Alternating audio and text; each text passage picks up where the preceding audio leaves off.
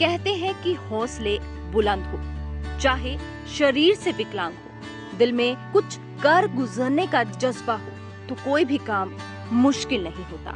एक हाथ से साइकिल चला रहे इस विकलांग को देखो, ये कोई और नहीं बल्कि बेंगलुरु का विनय कुमार साहू है, जो कि भारत के प्रधानमंत्री नरेंद्र मोदी के स्वच्छ भारत अभियान को पूरा करने के लिए 1 मार्च को जेब में मात्र 2000 रुपए डालकर निकल पड़ा।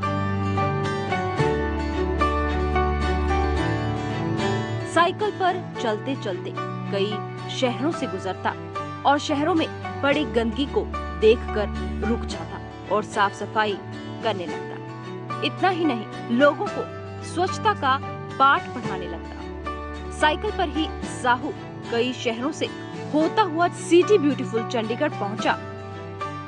साहू का कहना है कि वो शरीर से विकलांग है, मन से नहीं। उसके मन में मोदी जी का सपना स्वच्छ भारत को पूरे भारत में साइकिल पर देना है। विनय साहू की ये वही साइकिल है जिस पर बैग लटके हुए हैं और साइकिल को ठीक करने का सामान और इसके साथ ही कैमरा भी लगा हुआ है। मेरा नाम विनय कुमार साहू।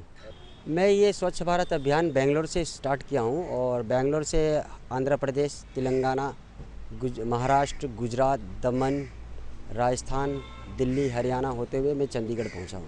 मुझे इसके बाद सियाचिन जाना, यहाँ से हिमाचल होते हुए मनाली होते हुए सियाचिन जाऊँगा।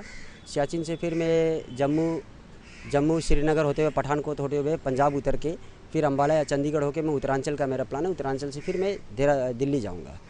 दिल्ली में मुझे पीएमओ से मिलने का बहुत इच्छा, बहुत दिन से मैं उनसे मिलना चाहता हूं। ये प्रेरणा मुझे स्वच्छ भारत का प्रेरणा तो मुझे मोदी जी से मिली और मैं देश के लिए बहुत कुछ करना चाहता था। बहुत सालों से मुझे था कि मैं देश के लिए कुछ बड़ा काम करूँ, कुछ बड़ा यात्रा करूँ।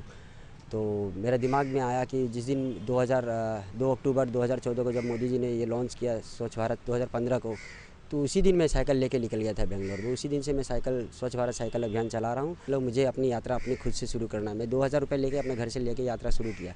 जैसे जैसे बढ़ते गया मुझे 50,000 की साइकिल मिल गई। हर तरह के मैंने पब्लिक सपोर्ट, जो राह चलते लोग हैं जो वो सपोर्ट किए मुझे और बहुत मुझे उत्साहित किए, प्रोत्साहन मेरे बढ़ाए।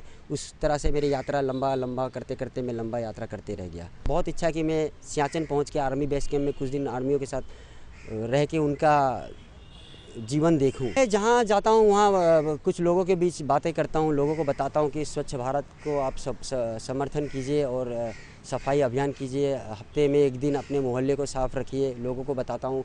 कई जगह मैं स्कूलों में जाता हूँ, कई जगह मैं खुद भी साफ़ करता हूँ, जैसे अम्बाला में किया, दिल्ली में किया, चंडीगढ़ में। हाँ, स्कूल में मैंने कुछ प्रेजेंटेशन दिया, बच्चों लोगों को समझाया स्वच्छता के बारे में, वातावरण के बारे में। देखिए, अंतिम पड़ाव तो मैं सोच रहा हूँ कि मेरा थोड़ा सा डिस्टेंस छूट रहा है, जो कन्याकुमारी से बेंगलोर है।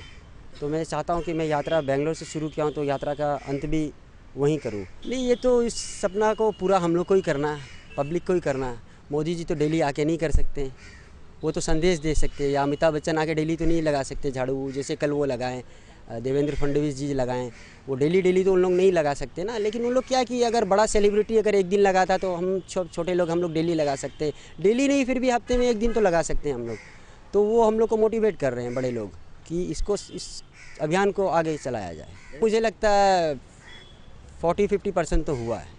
60% पड़ा है। हाँ, पड़ा है। बहरहाल मोदी सरकार तो स्वच्छ भारत अभियान को चलाने में लाखों करोड़ों रुपए खर्च कर रही है, लेकिन बिना किसी मदद से मोदी का ये सपना एक विकलांग पूरा कर रहा है। इस सपने को तन मन से पूरा करने वाले विनय साहू की तरफ सरकार का कोई ध्यान नहीं है, चाहे उसकी मदद करे या ना करे। लेकिन साहू के इस बुलंद हौसले को देखकर ये लगता है कि शायद मोदी का सपना जरूर पूरा होगा। कैमरामैन बलविंदर आर्य के साथ कुलदीप कुमार की ब्यूरो रिपोर्ट नेशनल बस के लिए।